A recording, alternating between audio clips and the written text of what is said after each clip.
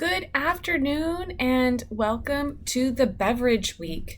This is one of my favorite weeks because I have been reviewing some of the submissions for the beverage assignment, and I'm just waiting for a few more to be submitted by tomorrow, and then I will be able to publish the activity for the week. Before we get there, I will say that I do have some content and some videos for you to watch that are fun.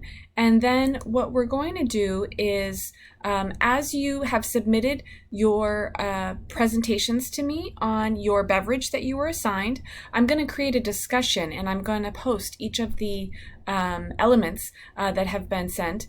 And the activity for the week is going to be to ask one question and answer one question from the presentations, so that you can take a look at some of the different beverages that you were not assigned, so that you can learn about those as well.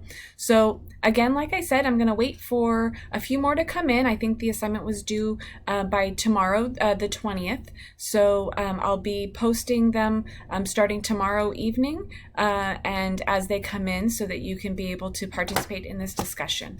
I really hope that you enjoyed creating your beverage presentation, and I hope you enjoy even more seeing your colleagues and peers and their presentations as well. So I hope you have a great week, and we'll see you soon.